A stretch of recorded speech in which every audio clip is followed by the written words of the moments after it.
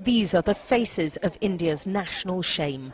Tens of thousands of them hounded out of their homes, and all because of this, their faith.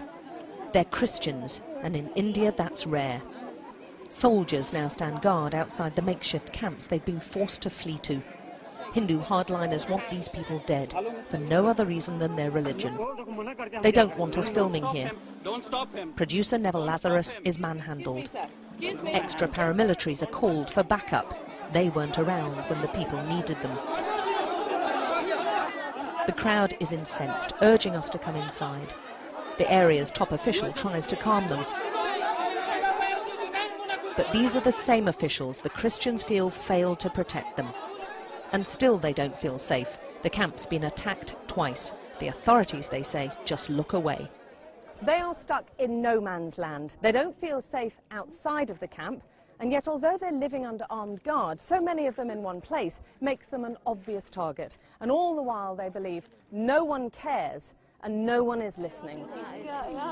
We have nowhere to go, they say. Then one woman cries out for help, help from the international community.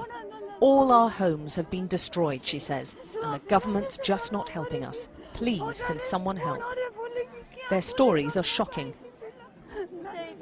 This woman watched as the Hindu gangs burned her brother alive. Even a nun was gang raped and paraded naked in public. We take Maniyar back to his village for the first time since the attacks, past the church where he used to worship. Hundreds of others have also been destroyed. The killing of a Hindu leader sparked this orgy of violence. Christians were blamed, and Hindu gangs went on the rampage, destroying village after village, house after house. 50,000 Christians have been left homeless.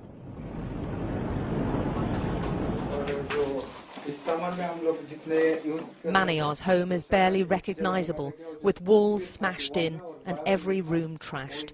Even the family Bible was ruined, and all their belongings were just set on fire. He, his wife and 3 children have nothing left but the clothes they fled in. Those remaining say they were forced to convert to Hinduism, often at the end of a gun, or as this woman tells us, with a knife to her throat. The conversions are continuing. These pictures were filmed by a Hindu cameraman.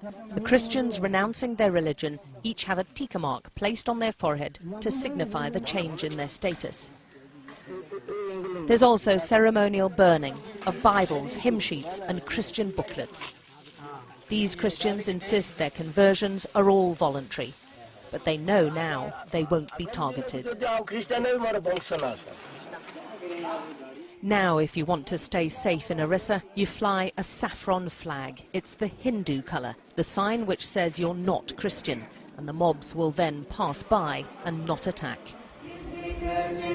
Displays of Christian faith are simply not tolerated anymore. It's mostly done in secret. Orissa's slowly being ethnically cleansed of its Christian minority. They were looking for me to beat or probably to kill me. That's why I was afraid. I could not live there. In the refuge camps, the tales of cruelty wrought on them is staggering.